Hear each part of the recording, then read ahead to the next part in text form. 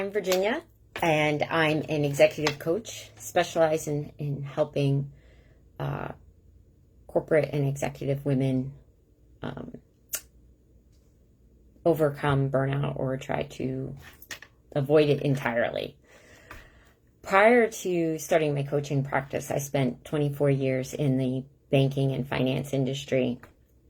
And the last 10 or 11, I'd had the opportunity to be exposed to coaching at work through a leadership standpoint.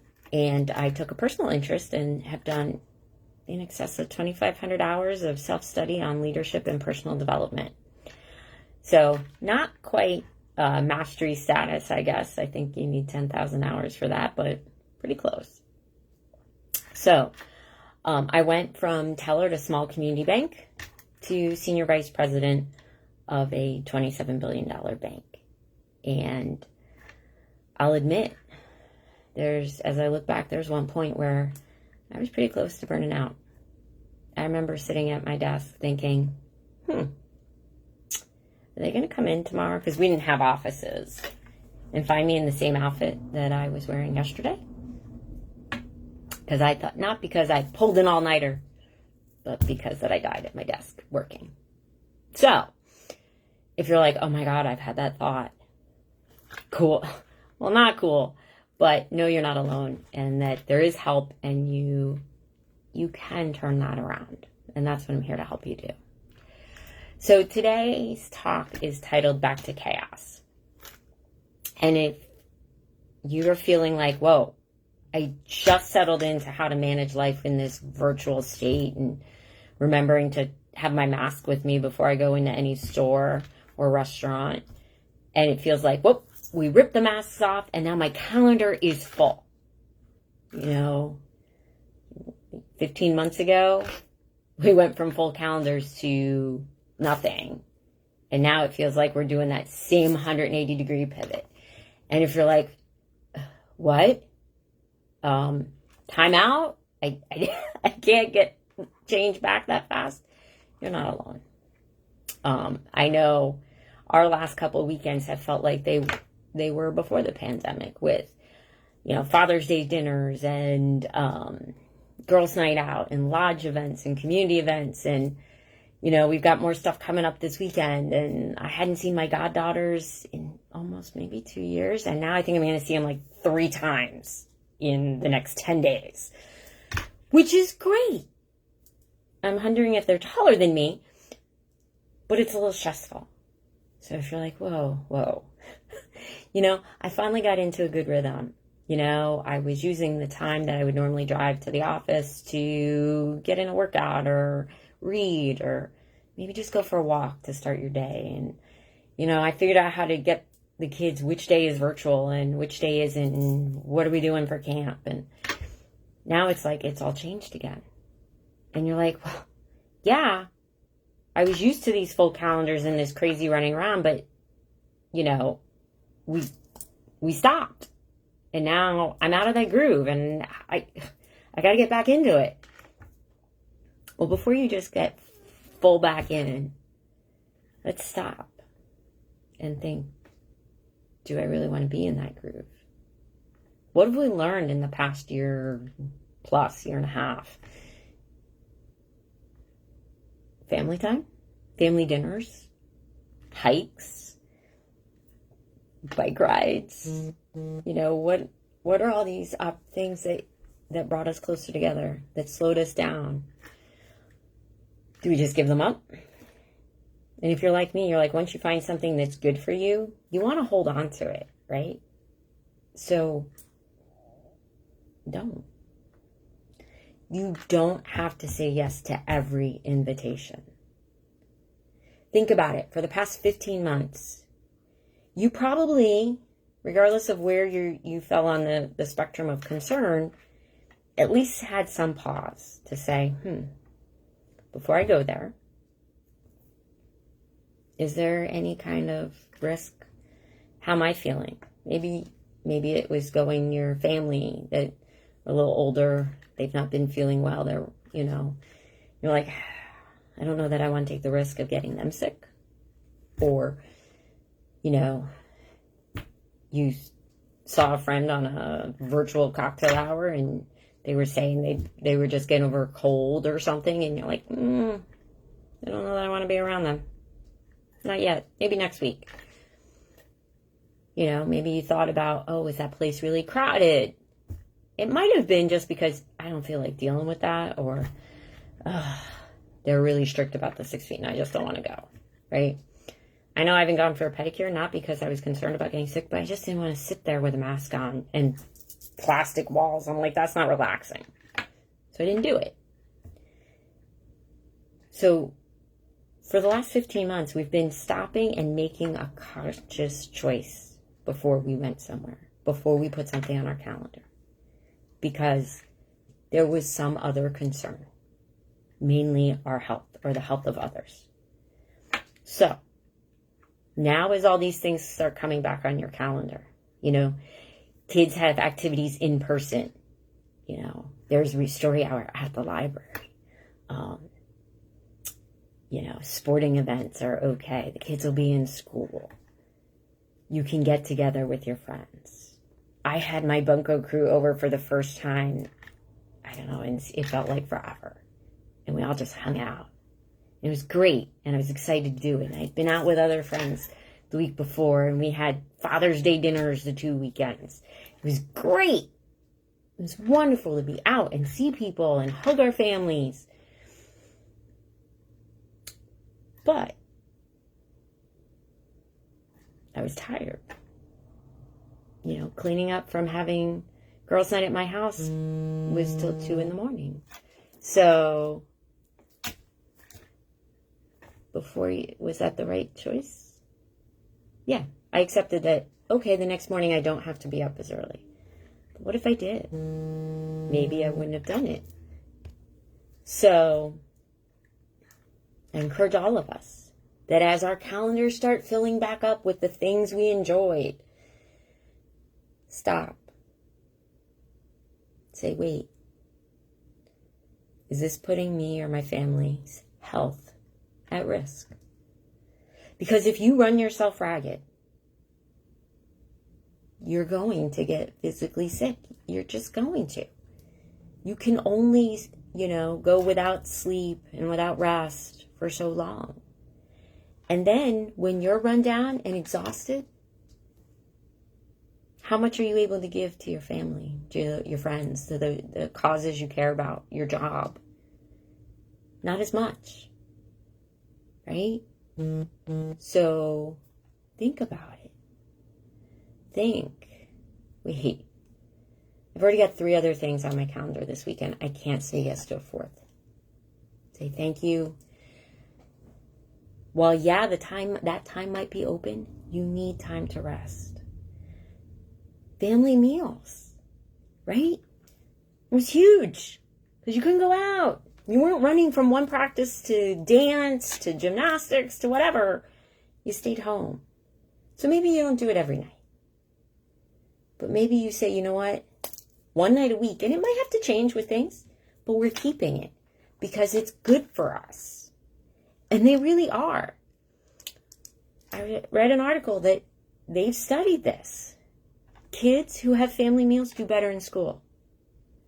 They have less depression, lower levels of anxiety. We have less levels of obesity when we are eating with others and sitting down. We're making better food choices. Because I hate to tell you, if you're living on whatever is quick and easy, odds are it is not the healthiest food. Right? You need quality food. If you've got a high-end car, right? I have a car that has a Hemi engine. I'm not showing that to brag. But when I bought it, I didn't think about the fact that it has to have premium gas. It won't perform, right? It's high performance. You're a high-performing individual, a high potential, an overachiever, right?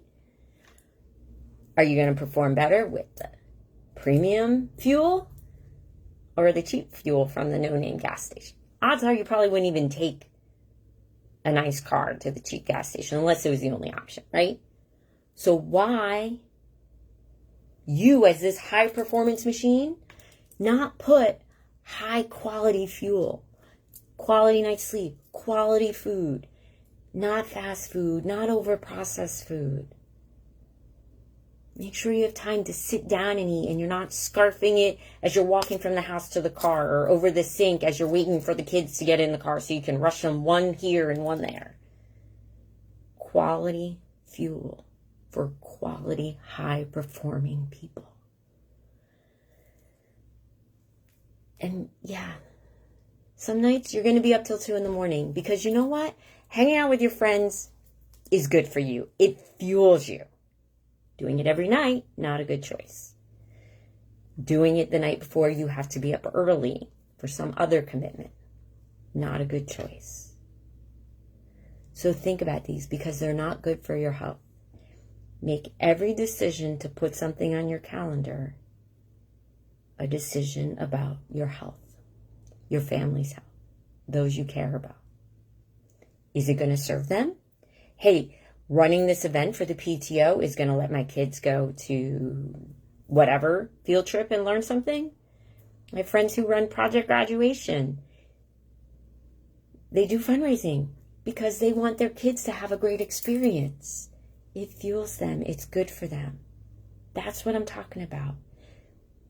But if you're going to a tricky tray just because, is that a good use of your time? If you're going out of obligation, if it's taking you away from time with your family, if it's running you down and you're going to get sick, or if you're going to be around, the complainers, that's not healthy for you. And you bring that unhealthiness back home with you. So treat every decision for your time like you treated it before you went out there because you were worried about somebody's health, yours or somebody important to you. If you're familiar with the expression, carpenters use, measure twice, cut once. Same can go for your time. Because unlike our money, which you've probably gotten a little bit more thrifty the past year, if you've had some sort of financial impact or were concerned you may have a financial impact as, people were laid off, businesses were closed, industries were closed. Yeah. Maybe you're close to retirement and you're worried about the financial impact on your retirement accounts. We've all got a little bit more cognizant, right? For a period, probably most of us got very aware of how much toilet paper we were using because it felt like a non-renewable resource. Your time is not renewable. Yep, you can go buy toilet paper now. Might be a little bit more expensive, but you can go get it. You can always go get another job and find a source of income, right? Think about people who've retired and they have a part-time job. Maybe they did it just so they had something to do and got them out of the house, or maybe they did it to give them a little extra money. Maybe they did it because they had to. You can always make more money. You can't make more time. It's a finite resource. We all get 24 hours in a day, 7 days in a week. Some of us get more days than others. And unlike your bank account that you can go and look and say, oh, this is my balance. Now it's here, or now it's here. You can't do that with your time. None of us knows when we run out of days. You might have an idea, some sense, depending upon health and family history, and heaven forbid if you're ill, the doctors may give you some sense. But in reality, we don't know. You don't know how much is in there. So where if you think about how thrifty you were with your money or with your toilet paper, eventually you will get more. You can get more. You can't get more time. So be as thrifty as you would with your money. Unless you're spendthrift. That would be bad. But my point is, you don't have to go back to the chaos you knew before. You don't have to go from racing to one thing to the other. You have a choice. And it is a choice that impacts your health and the well-being of your family. I just told you family meals produce better results for kids in school and better health. This past weekend, our priest shared a statistic that he had heard from a leading doctor that suicide rates among those under 13 are 30% higher than prior years. Under 13, it's 30% higher. Think about that. Think about your own health. Yeah, being locked down and away from people, not healthy either. Totally agree.